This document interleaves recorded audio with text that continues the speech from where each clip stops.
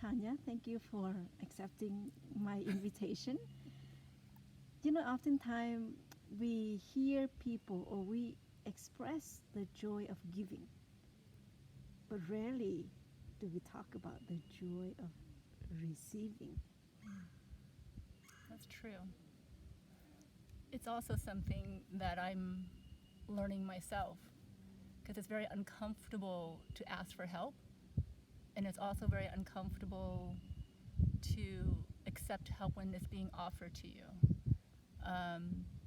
Recently, I'm currently in Mississippi right now at Magnolia Grove for a retreat on grief, how to live when loved ones die. And about 4 days before I flew out to the south, we had to put our family dog to sleep, and it was really hard, but it was also very beautiful. And my sister had called me, and she doesn't really express things to show her affection, but she does it in different ways, like taking care of me. And in the middle of taking care of our family dog, she's worried about me. And all I want to do is tell her, don't worry about me, don't do this, don't do that. But I realize it's her gift because she was thanking me for being there to support her. And luckily I had realized the importance of allowing that, accepting that, because it also allows her, it nurtures something in her to be able to do that, to give. It's her way of giving. And for me to receive her love through doing things for me, like she's the older sister, taking care of me, making sure my bed is fixed. You know, I'm an adult, but it's receiving it, but I feel her love. And this is something that's new because it's also something I realize that's within my mom. My mom, I grew up with a very critical mom, and she never, like my mom never hugged me, never hugged any of us, never said kind things to us. If anything, I was always told by my mom that she found me in the trash can, and which is not very nice. But when she has those moments of kindness, she wants to cook. She's always asking me, she knows what my favorite Vietnamese food is, so for my birthday she likes to do that for me. And I used to always say no because I didn't want it for my mom, for example. And I would see the reaction on her face that it would be hurt because she wanted to do this, and I would always say no. And I realized that it was her way of coming around, and by accepting it, I also help her in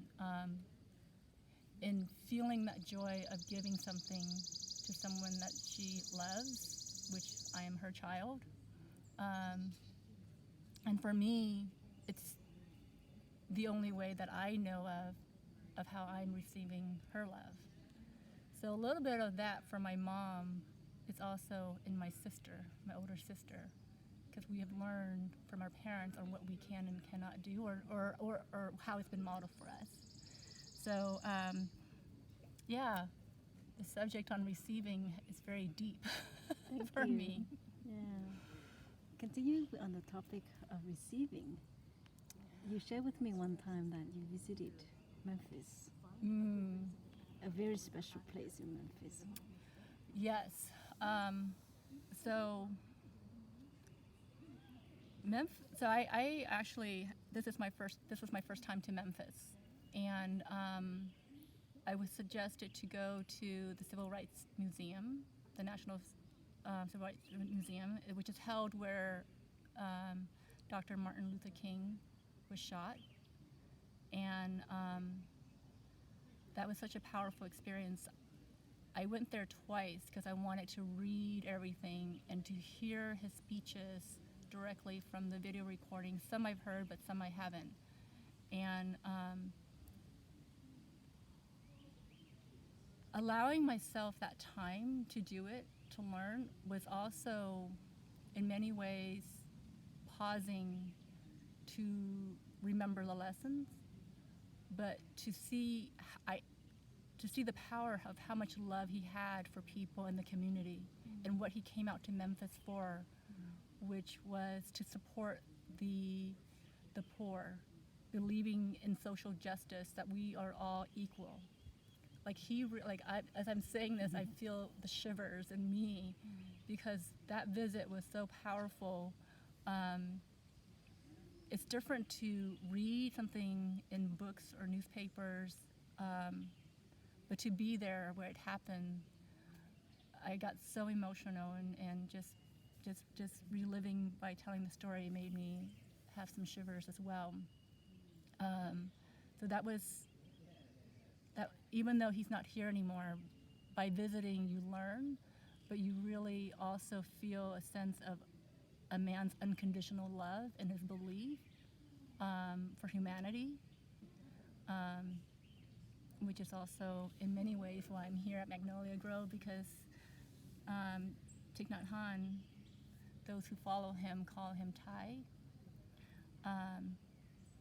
To me, he really taught so much about love and kindness. It is because he lived it. So many people now, the word mindfulness is a buzzword. And, there are people who jump on the bandwagon and talk about it, preach it, and do things, but they haven't fully embraced it, whereas Thich Nhat Hanh, embraced it through his whole life with the sufferings that he experienced, that he saw, yet there's so much peace and love. And even though he's no longer here in form that you can see, his teachings are still very much alive and even more powerful than ever. And I feel more peace through the lessons that I'm continuing to receive from him, even though I can't see him right now, but I can feel him. And the best gift that I received from him was watching the memorial for him of Vietnam, because I have never seen peace in Vietnam before, ever. And I watched those videos.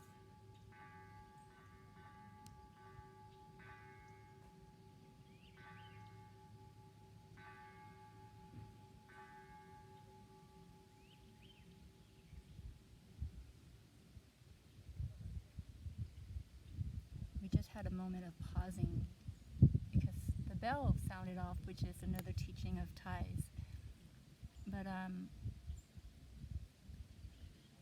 the receiving of joy, I continue to receive it today. And I was talking about Thai's passing and watching the memorial service in Vietnam and cried from a place of feeling that peace in my heart, of receiving the love that even in his passing, that he was still giving out.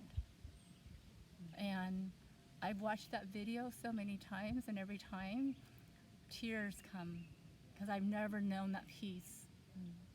And how it's affected me personally as well is I've been able to take that and then come back home to my dad and to my mom, because they haven't had peace. With all that they've been through during the war and surviving boat and surviving the refugees and coming to America, dealing with acclimating, we haven't had that time to just receive what's here and appreciate it. And so while my parents are not there, the gift that I received from Thai was being able to talk to them about it. And I believe a door is open, which is nice, because now when my mom comes to my house and see all these books that I have, she's asking questions. And with my dad, it's like, Dad, I can find a Chinese translation for you. And so sometimes receiving can be very direct, like a present wrapped for you, but it also can be very indirect. So you just have to be aware to realize it. Wow, thank you so much for sharing that powerful practice of receiving. Thank you.